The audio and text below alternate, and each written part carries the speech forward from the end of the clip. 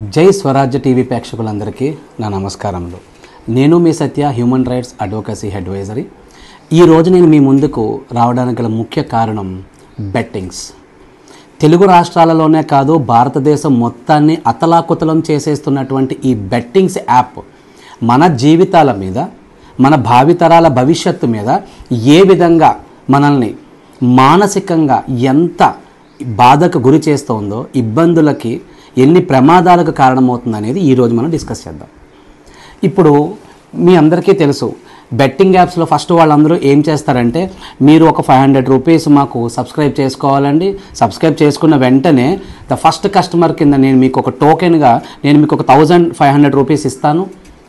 ఆ తర్వాత మీకు ఇంకా మీరు చేసే బెట్టింగ్ల మీద మీకు చాలా అమౌంట్ వస్తూ ఉంటాయి అని చెప్పి ఈ రకరకాలుగా మీకు ఆఫర్లు ఇస్తూ ఉంటారు. మన హ్యూమన్ టెండెన్సీ ఎలా ఉంటుందంటే, ఒకటి ఆఫర్ వస్తుందంటే చాలు, okay we will get it అనేటటువంటి ఆ టెండెన్సీలో మీరు ఉంటారు. కానీ ఇక్కడ మీరు ఒకటి క్లియర్గా ఆలోచించాల్సిన విషయం ఏంటంటే, అసలు కష్టపడకుండా నిజంగానే డబ్బులు వస్తాయా? చాలా చిన్నది, చదవకుండానే ఎగ్జామ్స్లో మంచి మార్కులు వస్తాయా? కష్టపడకుండానే డబ్బులు వస్తాయా? మంచి ఆలోచన లేకుండానే జీవితంలో మంచి రోజులు వస్తాయా? ఇవన్నీ మీరు మీ మనస్సాక్షికి మీరే ఒక పాయింట్గా మీరు ఆలోచించండి. ఇక నేను మీకు చెప్పబోయే ఇంకొక పాయింట్ ఏంటంటే, ఎప్పుడైతే వాళ్ళు ఫస్ట్ 500 రూపీస్ ఇచ్చారో వెంటనే మీకు 1500 రూపీస్ వస్తాయంటారు. అవి వస్తాయి అంటే వాళ్ళ మీద మీకు ఒక నమ్మకాన్ని క్రియేట్ చేస్తున్నారు. ఆ తర్వాత మళ్ళీ వాళ్ళు ఏం చేస్తున్నారు, సార్ మీరు 2000 రూపీస్ పెట్టి మీరు రిజిస్ట్రేషన్ చేసుకుంటే మీకు ఖచ్చితంగా 5,000 to 7,000 ఈ మధ్యలో మీకు ఏదో ఒక అమౌంట్ ఖచ్చితంగా మీకు వస్తుంది, అది సార్ ఈసారి బెట్టింగ్ అంటారు. మీరు అందులో కూడా గెలుస్తారు, మీకు ఖచ్చితంగా 5,400 రూపీస్ వస్తాయి. అప్పటి నుంచి స్టార్ట్ అవుతుంది అసలు కథ. మన బ్రెయిన్లో సబ్కాన్షియస్ మైండ్ సెట్లో డోపమైన్ అనేది రిలీజ్ అయిపోయింది.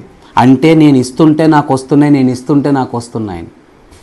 ఇలానే బెట్టింగ్లు చేస్తూ చేస్తూ ప్రతి చోట మనకు తెలియకుండానే ఆఫర్ కనబడితే చాలు పరుగులెడుతూ ఉంటాం. బెట్టింగ్ అంటే చాలు, నాకు లాస్ట్ టైం వచ్చిందిగా, నా ఫ్రెండ్కి వచ్చింది కదా, మీ ఫ్రెండ్కి వచ్చిందే చెప్పాడు కానీ వాడు ఎంత పోగొట్టుకున్నాడో చెప్తున్నాడా? చెప్తే పరువు పోద్దని చెప్పడు. సో ఈ విధంగా ఈ మధ్యకాలంలో మన సమాజంలో మనకు తెలియకుండానే ప్రతి మనిషి, స్కూల్ పిల్లవాడి దగ్గర నుంచి రిటైర్మెంట్ అయినటువంటి అఫీషియల్స్ వరకు బెట్టింగ్లు చేస్తూనే ఉన్నారు. ప్రతి దానిలోనూ వాళ్ళు నష్టపోతూనే ఉన్నారు. దీని అంతటినీ స్టడీ చేసిన తర్వాత బీయింగ్ అనే సైకాలజిస్ట్ దీన్ని ఒక మాటగా మనం చెప్పచ్చు, ఇది మీ అందరి జీవితాల మీద జరుగుతున్నటువంటి మానసిక అత్యాచారము. అంటే నేను మీకు ఇస్తాను, మీకు ఇది వస్తుంది, మీరు మాకు ఇది ఇస్తే నేను మీకు ఇస్తాను, తర్వాత మీరు అనుకున్నది, మీరు ఎక్స్పెక్ట్ చేసింది మీరు ఆ షార్ట్కట్లో మీకు రాలేదు కాబట్టి, సార్ ఈసారి 5,400 పోయింది, ఓ పని చేద్దాము, ఇప్పుడు మీరు 8,000 ఇన్వెస్ట్ చేయండి, ఈ 8,000 మీరు బెట్టింగ్ కట్టండి, మీకు ఈసారి ఖచ్చితంగా 12,000 to 15,000 వస్తాయి, రాకపోతే మీ 8,000 రిఫండ్ అయిపోతుంది అంటారు. దానికి వాడు ఒక లింక్ పంపిస్తానంటాడు, ఇది ప్రీమియం సార్, ఈసారి నేను మీకు లింక్ పంపిస్తున్నాను, ఆ లింక్ని ప్రెస్ చేసి దాంట్లో మీరు అమౌంట్ ట్రాన్స్ఫర్ చేయండి అంటాడు. అంతే, అప్పుడు స్టార్ట్ అవుతుంది ఆటోమేటిక్గా 1 by 1 మీ ఓటీపీ అడుగుతారు, మీ మొబైల్ మొత్తం వాళ్ళ ట్రాక్లోకి వెళ్ళిపోతుంది. మీరు 8,000 ఫస్ట్ ట్రాన్స్ఫర్ అవుతారు, మీకు 15,000 రూపీస్ మీకు వచ్చినట్టు ఒక మెసేజ్ కనబడుతుంది, మీరు ఓకే అంటారు. ఆ తర్వాత నుంచి ఏం చెప్పినా ఓకే అని చెప్పి ప్రెస్ చేయండి అంటారు. మొత్తం బ్యాంకులో ఎంత అమౌంట్ ఉంటే అంతా జీరో అయిపోతుంది.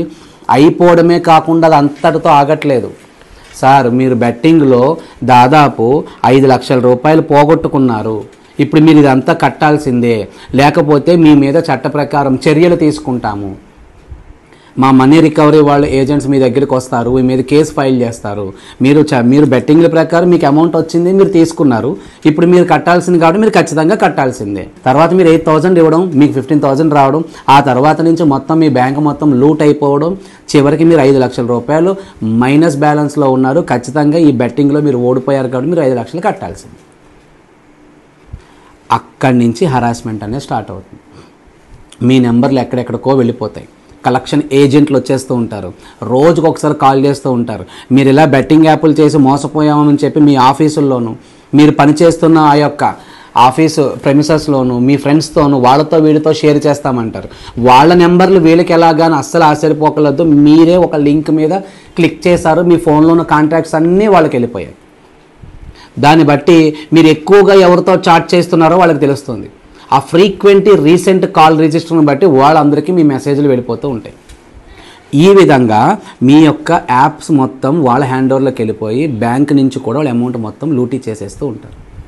ఇవన్నీ తెలుసుకోవడానికి మీకు 15 రోజులు టైం పడుతుంది. ఈ 15 రోజుల్లో మీరు మెంటల్గా కంప్లీట్గా అప్సెట్ అయిపోయి నా జీవితం మొత్తం పోయింది, ఇప్పుడు 5 లక్షలు పోయాయని తెలిస్తే నన్ను ఇంట్లో ఏమంటారో, మా నాన్నగారు ఏమంటారో, నా భార్య ఏమంటుందో, అసలు నేను అనవసరంగా ఈ ఆట ఆడాను, నేను ఎందుకు ఆడాను, తనను తాను రికగ్నైజ్ ఎలా చేసుకోవాలో తెలియక ఆత్మహత్యలు చేసుకుంటున్నారు. అందుకే నేను దీన్ని అన్నాను, ఇది మీ మీద జరుగుతున్న మానసిక అత్యాచారము. ఇష్టం లేకుండా ఒక ఆడపిల్లను ముట్టుకుంటే అది అత్యాచారమే కదా. మరి ఇష్టం లేకుండా ఒక ఆడపిల్ల మీద చేసే ఎటువంటి హెరాస్మెంట్ అయినా అత్యాచారంగా పరిగణిస్తున్నప్పుడు మీకు ఇష్టం లేకుండానే మీ చేత ఫోర్స్ఫుల్గా ఈ గేమ్స్ అన్నీ ఆడించి మిమ్మల్ని నష్టానికి గురి చేసేలా చేసి మిమ్మల్ని మానసికంగా ఇంత క్షోభకు గురి చేస్తున్న దీనిని మానసిక అత్యాచారం అనకపోతే ఇంకేమని పిలవాలి? ఇటువంటి మానసిక అత్యాచారాల వల్లనే ఈ రోజున సగటున రోజుకి 3 చొప్పున మన తెలుగు రాష్ట్రాల్లో ఆత్మహత్యలు చేసుకుంటున్నారు. So my dear friends and sisters, మీ అందరికీ నేను చెప్పేది ఏంటంటే, మీరు చదువుకున్నా చదువుకోలేకపోయినా మీకు ఫోన్స్లో వచ్చినట్టు ఏ లింకులు పడితే ఆ లింకులు మీరు క్లిక్ చేయడం, ఎవరైనా కాల్స్ చేసి బెట్టింగ్ యాప్స్లో మీకు అమౌంట్ వస్తాయంటే ఫస్ట్ రిమెంబర్ వన్ థింగ్, కష్టపడకుండా మీకు ఏది రాదు, వచ్చినది నిలబడదు. అది మనందరూ ఎప్పటి నుంచో తెలుసుకున్న నగ్న సత్యం. అది దాన్ని ఒక్కసారి గుర్తు చేసుకోండి. రీసెంట్గా మన డిస్టిక్లో జరిగినట్టు విషయం ఏంటంటే, ఒక హస్బెండ్ తన భార్య దగ్గర నుంచి తను చేస్తున్న, తను దాచుకున్న, తనకి కట్నంగా వచ్చిన పొలం అమ్మిన డబ్బులు తన బ్యాంక్ అకౌంట్లో ఉంటే తన భార్యకి తెలియకుండానే 64 లక్షల రూపాయలు బెట్టింగ్లో పోగొట్టుకున్నాడు. బెట్టింగ్లో పోగొట్టుకోవడమే కాకుండా దీని వలన ఆ భార్యాభర్తలు ఇద్దరు విడిపోయారు. ఆ ల్యాండ్ అమ్మకంగా వచ్చిన అమౌంట్ మొత్తం పోయింది. తన పిల్లల భవిష్యత్తు కూడా చదువులకి ఏమీ లేకుండా ఉన్న డబ్బులన్నీ బెట్టింగ్లో పోగొట్టుకోవడం వల్ల కేవలం ఇంట్లో కూర్చుని ఫోన్ పట్టుకుని డబ్బులు సంపాదించడం అని ఇది ఒక భ్రమ. That is not a true. దీన్ని ఎంతోమంది సెలబ్రిటీస్ వాళ్ళు ఏం చేస్తున్నారు, చాలా ప్రమోట్ చేస్తున్నారు. వాళ్ళందరికీ ఇందులో ఇంత డౌన్ ద ఎర్త్ ఇన్ని జరుగుతాయన్న విషయం వాళ్ళకి పూర్తిగా తెలియదు. తెలిసిన వాళ్ళ దగ్గరికి మాది రికగ్నైజ్డ్ బెట్టింగ్ యాప్స్ అంటారు. రికగ్నైజ్డ్ బెట్టింగ్ యాప్స్ అంటే నువ్వు ఒక యాప్ క్రియేట్ చేసి నువ్వు ఒక లైసెన్స్ తీసుకుంటున్నావు, that to third party, but which is not allowed to do this monetary terms. ఇవన్నీ మీకు ఇల్లీగల్గానే జరుగుతూ ఉన్నాయి. దీంట్లో కోర్టులో కేసులు వేసేస్తే అవతల వాళ్ళని పట్టుకుని అంటే అవతల వాళ్ళని ఎలా పట్టుకుంటారు పోలీసులు? ఒకళ్ళ ఇద్దరా? కొన్ని లక్షల మంది ఉన్నారు, కోట్ల మంది బాధితులు ఉన్నారు. ఎవరు నన్ను పట్టుకోవాలి? ఎంతమంది నన్ను పట్టుకోవాలి? దీన్ని అరికట్టాలి అంటే అది మీ చేతుల్లో ఉంటుంది.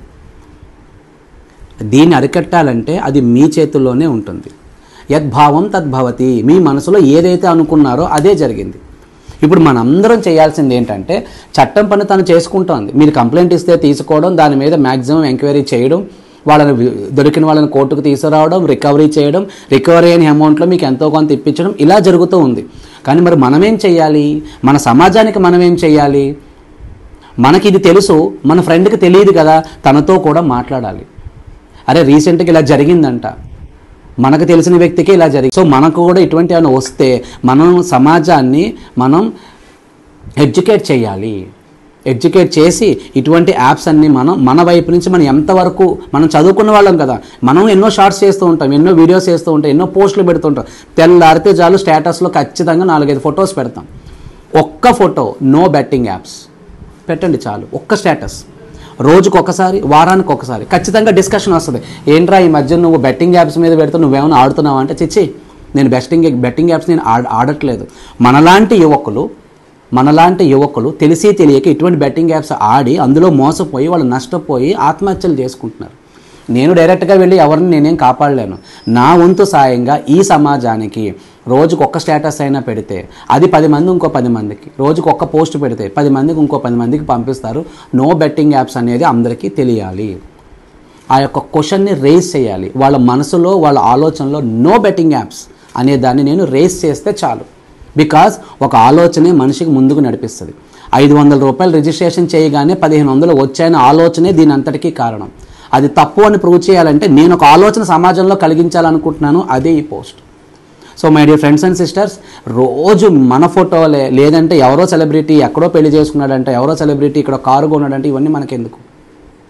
నువ్వు ఈ సమాజానికి ఏం చేయగలుగుతున్నావు? నువ్వు డాక్టర్వి, లాయర్వు, పోలీసు, ఇంజనీర్ ఇవేం కావాల్సిన అవసరం లేదు. You should be an a social responsible person. That's it. Once you feel your responsibility, you will definitely change your society. Once you start change your society, the society will definitely help you. So thank you so much my dear friends. ఇటువంటి మానసిక అత్యాచారాల నుంచి ఒక అడ్వకేట్స్గా మేము ఎంతవరకు కృషి చేయగలిగి ఇందులోంచి సమాజాన్ని మెరుగుపరిచి బాధితులను బయటకు తీసుకురావడానికి ప్రయత్నిస్తున్నామో, మాకు కూడా యువకులైనటువంటి మీరు, చదువుకున్నటువంటి విద్యార్థులు, ఉద్యోగం చేస్తున్నటువంటి మన ఆఫీషియల్స్ అందరికీ నేను చేసుకుంటున్న మనవి, వారానికి ఒక్క పోస్ట్, నో బెట్టింగ్ యాప్స్, మీ వాట్సాప్ స్టేటస్లోను మీ యొక్క గ్రూప్స్లోను సెండ్ చేయండి. ఒక చిన్న డిస్కషన్ పెట్టండి, అందరినీ ఎడ్యుకేట్ చేయండి. Thank you so much my dear friends. May who me Satya human rights signing off.